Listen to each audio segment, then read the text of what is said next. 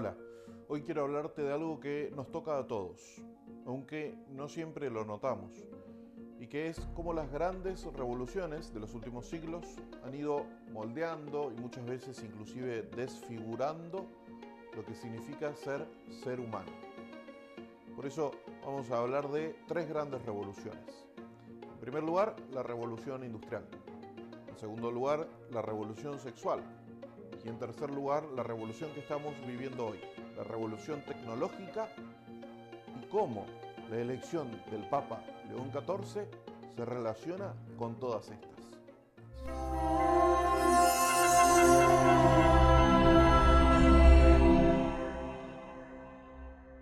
Cada una de estas revoluciones trajo cosas buenas, pero también trajo profundas heridas. León XIII, el antecesor del actual Papa, lo vio en su tiempo. Y León XIV, el nuevo Papa, lo acaba de decir hace pocas semanas, con todas las letras. Él dijo: consideré tomar el nombre de León XIV porque el Papa León XIII, con su histórica encíclica Rerum Novarum, abordó la cuestión social. En esa encíclica habla de la doctrina social de la Iglesia. Y eso fue durante la primera revolución sexual.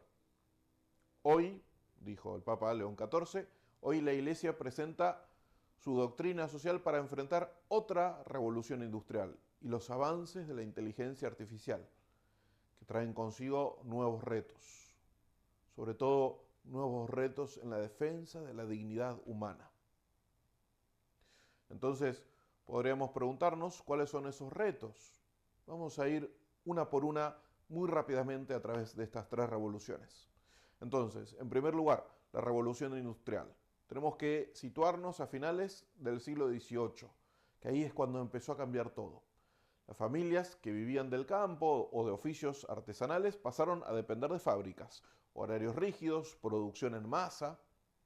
Por primera vez, el ritmo de la vida ya lo marcaban las máquinas. Ya no lo marca más el cuerpo, ni el día, ni la noche, ni la familia. Y la Iglesia reaccionó a estos cambios sociales. En 1891, como te decía recién, León XIII escribe esta encíclica Rerum Novarum, que significa en latín sobre las cosas nuevas. Y ahí dijo algo fundamental. Ahí dijo: es inhumano abusar de los hombres como de cosas de lucro y no estimarlos en más que cuanto sus nervios y músculos pueden dar de sí. O sea, en el fondo es inhumano utilizar a una persona, usarla como un objeto. Bueno, nos adelantamos en el tiempo. Más de un siglo después, el Papa Francisco lo va a decir también de forma muy clara. Él dijo: las tragedias comienzan cuando el objetivo ya no es el hombre, sino la productividad. Y el hombre se convierte en una máquina de producción. ¿Y en dónde queda con todo esto la familia? Absolutamente desplazada. La revolución industrial sobre todo hizo que el padre quedara lejos del hogar, ausente de la crianza de los hijos. Entonces, el trabajo que en el campo unía, ahora pasa a separar. Y entonces aparece la gran pregunta: ¿el trabajo está al servicio del hombre o es el hombre el que está al servicio del trabajo? Pasemos a la segunda gran revolución, la revolución sexual. Saltamos entonces al siglo XX. A partir de la década del 60 en adelante. Aparecen nuevas ideas, nuevos supuestos derechos, pero con eso también nuevas heridas. Sobre todo con la píldora anticonceptiva, el sexo se separa de la vida, de la creación de la nueva vida. Y con el aborto se elimina cualquier complicación o cualquier desafío contra mi libertad. Margaret Sanger fue la fundadora de Planned Parenthood, la clínica abortista más grande del mundo. Escuchen lo que dijo ella. Ella llegó a decir: lo más misericordioso que una familia puede hacer con uno de sus miembros infantiles es matarlo. Eso es un acto de misericordia para Sanger, la fundadora de esta clínica abortista. La promesa de la revolución sexual, era la liberación total. Pero en realidad muchas mujeres terminaron haciendo lo mismo que los varones en la Revolución Industrial. Es decir, salir del hogar, abandonar la familia, sus vínculos más cercanos. Marx y Engels también escribieron sobre este tema, mucho tiempo antes, ¿no? Ellos dijeron, la primera división del trabajo es la que se establece entre el hombre y la mujer para la reproducción de los hijos. Es decir, ellos veían al hombre como un represor, como un opresor, y a la mujer como la oprimida. Por eso ellos abogaban por la desaparición de la familia tradicional. Tiempo después aparece John Money. Todos estos que te estoy nombrando son como arquitectos, podríamos decir, de esta revolución sexual. John Money era psicólogo y sexólogo neozelandés e introdujo conceptos como el de identidad de género, que tanto escuchamos hoy. Bueno, lo introdujo él. Él sostenía que el género se aprende, que no es biológico. Pero uno de sus experimentos más famosos terminó en tragedia, que es el caso de Bruce Rayner. Si lo buscas en Google te va a aparecer. Él nació como varón, pero fue criado como niña, a partir de estas ideas de Money. Bueno, a los 38 años se quitó la vida.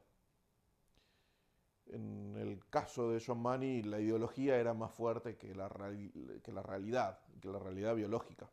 Y esa es la gran mentira, que el cuerpo se puede moldear a gusto como si no hubiera ninguna consecuencia. Lo mismo decía Simone de Beauvoir, una de las grandes feministas. Ella decía, mujer no se nace, sino que se hace. Entonces, si en la revolución industrial el hombre salió del hogar, en la revolución sexual también sacamos a la mujer del hogar. Pero todavía mucho más que eso. Cuestionamos el hogar mismo, cuestionamos la familia, el matrimonio, el cuerpo, el ser varón, el ser mujer, como si todo eso no significara nada. Entonces, otra pregunta que nos aparece, ¿somos los creadores de nuestra identidad o recibimos un sentido que nos precede, que es anterior a nosotros? Y así llegamos a la tercera revolución, la revolución tecnológica. Llegamos a hoy. Hoy todo pasa por las pantallas. Nuestras relaciones, emociones, pensamientos, decisiones. La tecnología tiene algo muy bueno. Podemos conectarnos en este mismo momento gracias a la tecnología.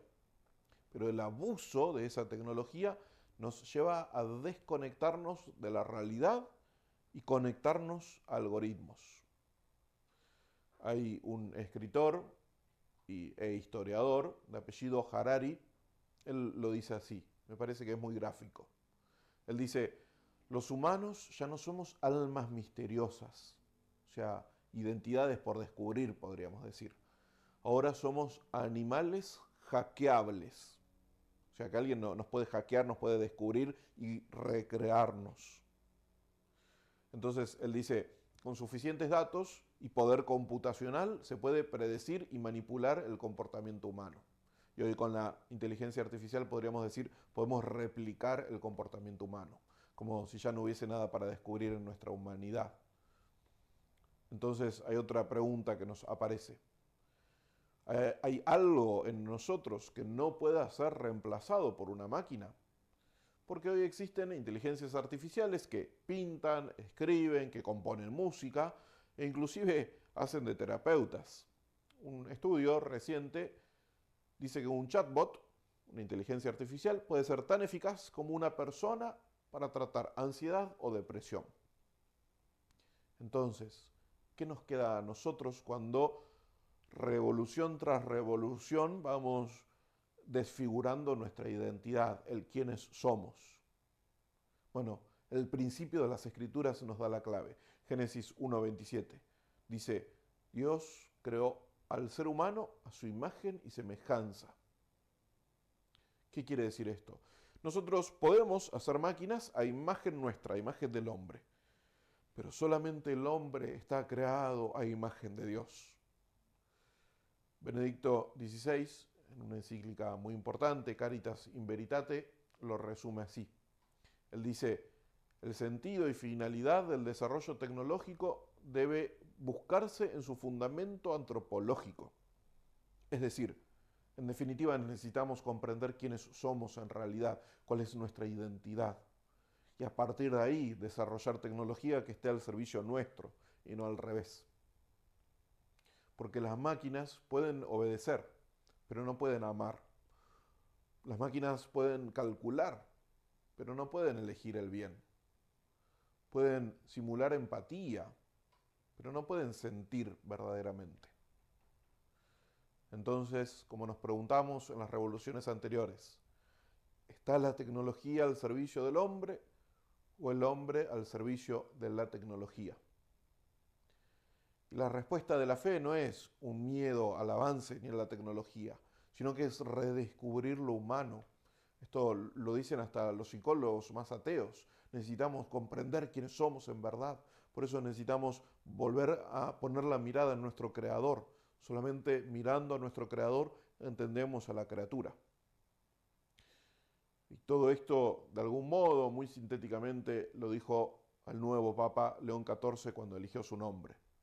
Él dijo, así como León XIII enfrentó la primera revolución industrial con la doctrina social, hoy la Iglesia ofrece esa misma riqueza frente a los desafíos de la inteligencia artificial. Y esta es nuestra certeza. No somos solamente productores, somos hijos. No somos solamente cuerpos, somos personas llamadas al amor. No somos algoritmos, somos imagen de Dios, con libertad, conciencia y con un destino eterno. Entonces, ¿la solución cuál es? Volver a poner al ser humano en el centro, volver a comprender quiénes somos en verdad. Esto lo dijo muy lindo Karol Wojtyła, futuro Juan Pablo II, en una carta que le escribió a su amigo, cardenal y teólogo Henri de Lubac. Él dijo, el mal de nuestro tiempo consiste en una especie de degradación de la singularidad de cada persona. La degradación de la persona. Debemos oponer a eso no polémicas estériles, sino una recapitulación del misterio inviolable de la persona. Nuevamente, volver a comprender quiénes somos. Entonces, en un mundo, en una cultura que ya no sabe qué o quién es el ser humano, la fe no es un freno al progreso, más bien es la brújula que nos recuerda cuál es nuestra dignidad, hacia dónde vamos, cuál es nuestro norte, para qué está hecho nuestro corazón. Por eso, si te parece importante este contenido, compartilo, comentá y ayúdanos a defender nuestra dignidad justo ahí en donde más se la ataca. Muchas gracias y bendiciones.